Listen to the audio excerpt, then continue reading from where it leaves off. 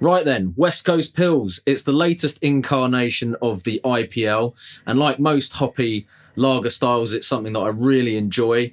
So let's take a look in this video at my latest attempt at brewing one, and also give you some tips on how to approach making this style for yourself.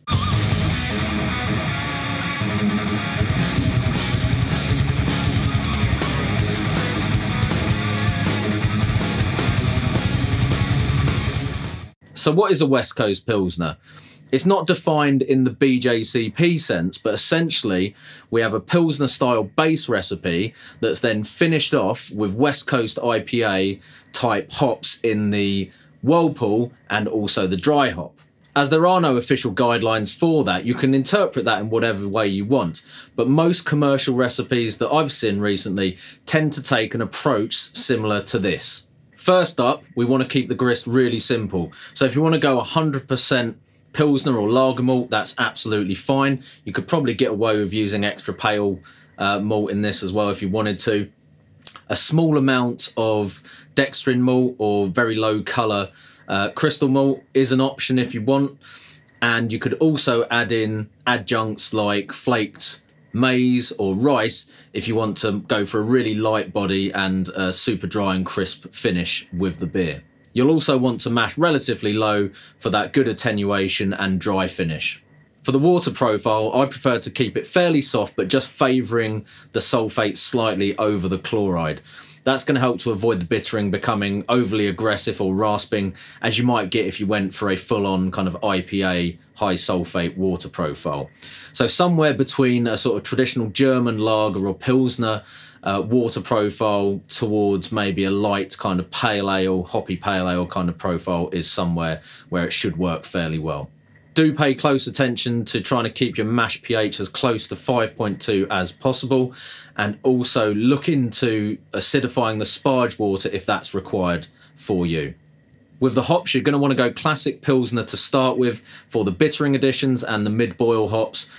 That can be German or Czech varieties, but just make sure that they can stand up to the big flavours and aromas that are going to be coming later on in the whirlpool and the dry hop. For me, Saaz and the spicier kind of German varieties, Tettnang springs to mind, are really good options for this, as that kind of spiciness is going to still be perceivable with those bigger flavours later on.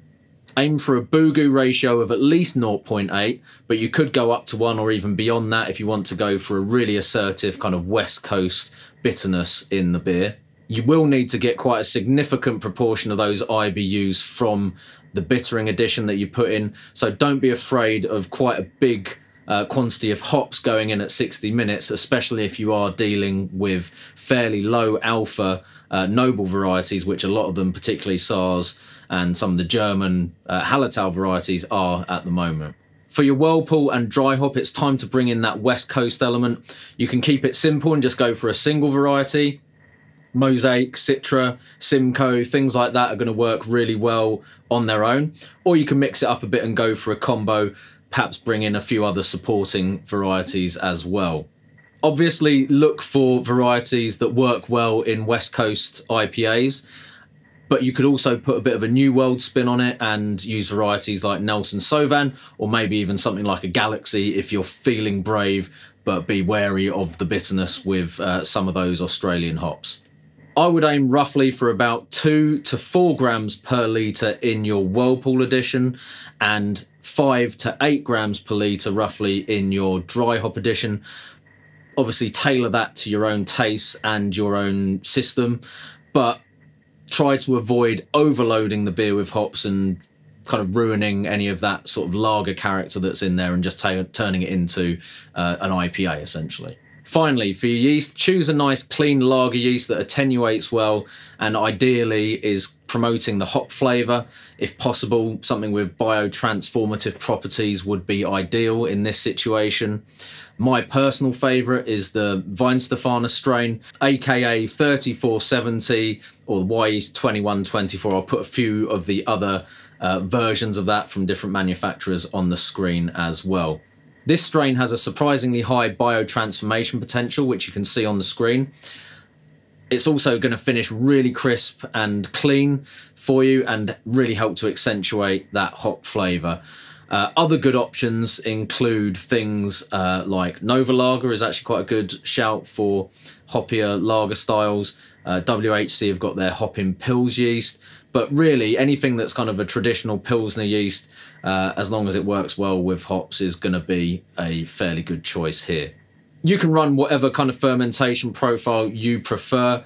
Personally, I tend to go with pressure fermentation and run a kind of fast lager style ramped temperature schedule for beers like this. Once I've got to terminal gravity and done a diacetyl rest, I will drop the temperature back to 14 degrees and then dry hop for a couple of days, then cold crash and basically package as soon as possible after that. With these kind of beers, the hops are potentially going to increase kind of haze levels. So if you do want a really nice, clear and crystal-like finish and appearance with the beer, you may want to consider some additional finings post-fermentation and dry hop as well. So let's have a look at how I've applied that in my recipe, and then we'll also talk about the beer itself at the end.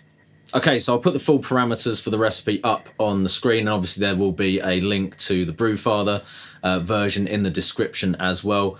So we've got 5.6% is the target ABV, looking at 1051 OG and a final gravity of 1008. I did actually hit those numbers with this beer for once, so it did come out bang on 5.6%. IBUs, we're looking at 43 for the target, and that works out to a Bugu ratio of 0.85. The fermentables in this beer are 5 kilograms of Dingerman's Pilsen malt and 300 grams of dextrin malt. So really simple. You could, as I said earlier, bin off the dextrin and just make it a single malt Pilsner if you want to. There won't be any issues there. I didn't mention the mash temperature. I mashed at 65 degrees for this beer. For my hop schedule, I have got 12 grams of Hallertau Magnum. So that is actually an enhanced version of the Magnum pellets. So the alpha acids are quite high on those, 17.2%, so I only needed 12 grams. Then I've used Saaz mid-boil, so 15 grams at 30 minutes and another 15 grams at 10 minutes. We've then got a mixture of Ekuanot, Mosaic and Talus later on. So I've used 25 grams each of Ekuanot and Mosaic in the whirlpool.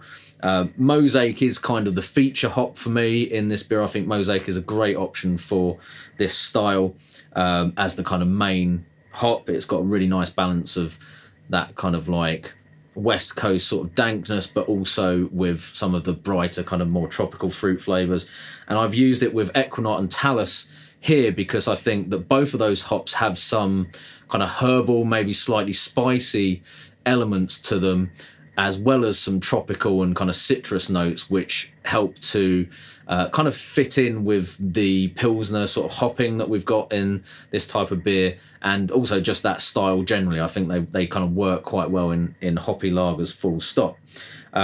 So, as I said, 25 grams of Ekuanot and Mosaic in the whirlpool. That's a great combination anyway, by the way, for other beers, one that's definitely worth trying out, those two hops. And then in the dry hop, we've got 80 grams of Mosaic, 50 grams of Talus and 30 grams of Ekuanot.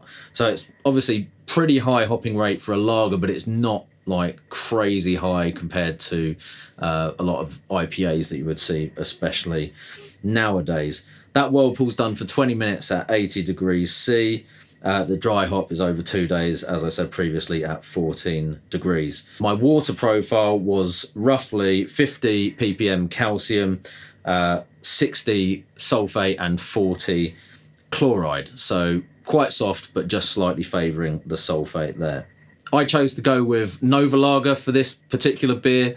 I wanted to give it another test run with this sort of style, and normally I would probably go with 2124. That's kind of my favourite yeast for hoppy styles. 3470 is a dry equivalent of that. But yeah, on paper, Novalager should be a really good choice. Attenuates really well, works well with hops, and obviously you get the added bonus of the fairly quick turnaround and the biotransformative properties that it is supposed to have as well. Now, one thing I have noticed using that yeast previously is it doesn't like to clear down particularly well or quickly. So I definitely did use finings for this, and if you are going to use Novalager, I would recommend even more so that you are going to need some post dry hop and fermentation additional finings to go into it if you want it to drop bright anytime soon. Fermentation profile, I did do this under pressure. I think it was between 10 to 15 psi on average. With it being Novalager yeast, I didn't go for the sort of colder temperature that I would normally start with my sort of fast lager schedule. Pretty much just did it at 14 degrees all the way through, and it was basically done inside a week, quite a bit inside a week, I think, actually, but then carried on with the normal process in terms of the dry hopping and so on. So that is the end result, and I had to give it a little top up because I've been having a few cheeky swigs as I've been recording this video, but as you can see, the clarity on this is fantastic.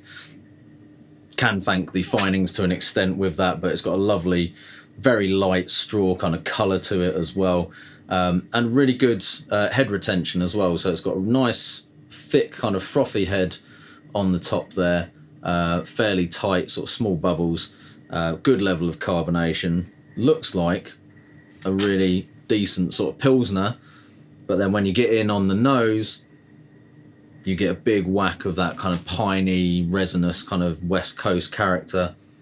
Some spiciness there as well, and just a very light kind of cracker bread kind of malt. But it's really, you know, obviously the hops that are kind of leading the parade there mostly. Do get quite a bit of the kind of grapefruity, citrus kind of character off the hops. There's not as much of the kind of Mosaic, more mango-y, kind of slightly dank aroma that you might get sometimes. But yeah, it's very nice, and it does definitely smell quite kind of West Coast in character. Flavour-wise, very crisp, very dry, very clean as far as fermentation goes. Got to say, first of all, the Novalager, this is the best beer that I've made with that yeast so far by quite a stretch. When I tested it out in a previous video, was fairly happy with the results, but I wasn't sort of like blown away with it, and to the point where I would choose it over certainly, you know, 21, 24 or some of the other yeasts that I tend to use. But I feel like under pressure in the pressure fermenter, that's definitely made a bit of a difference here. Yeah, it's just works very well with this kind of hoppy style of lager particularly. So worth trying that out for this kind of beer if you haven't already, and it does turn it around fairly quick too. But yeah, coming back to the flavour on this, nice kick of bitterness. It's not really punchy, kind of West Coast IPA level, but it's fairly firm, quite assertive bitterness there. There's a nice spicy note on the back end as well, so I think you can tell that there is that Saaz in there, in the mid-boil hops too. But I think you're also getting a little bit of spiciness off of that kind of Talus, which has got a little bit of a woody kind of herbal spicy note to it, and then Ekuanot's also got that little note of kind of like green pepper in there, which can give it a little bit of a herbal, almost spicy flavour too. So as I said before, I think those two really work in this to give that sort of like Pilsnery, noble hop kind of character, or at least to blend with that character from the Saaz. And yeah, that blend of hops there for me works really well in this beer. The best thing about it is the drinkability. The bitterness makes you want to go straight back in for more. Good, decent body to it as well. So even though it's very dry and crisp, at 5.6%, it's got a fairly decent body and mouthfeel to it. Love the look of it in the glass, super drinkable, great hop profile on it. I'm a fan. I really like these kind of beers. This and kind of like New Zealand Pilsner, I think, are kind of my two favourite styles to brew at the moment. Obviously fairly similar beers, but yeah, hoppy lagers for me right now. Helps when it's hot weather as well. But have a go, or try and brew up your own kind of recipe based on some of the guidelines that I've given you today. and let me know how you get on. Any questions, jump in the comments. Do please hit the subscribe button, like the video, drop a comment in, and so on and so forth, and check out some of the links in the description if you can. And let me know if you've got any questions about this beer or brewing this kind of style.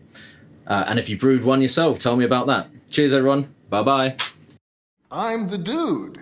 So that's what you call me, you know?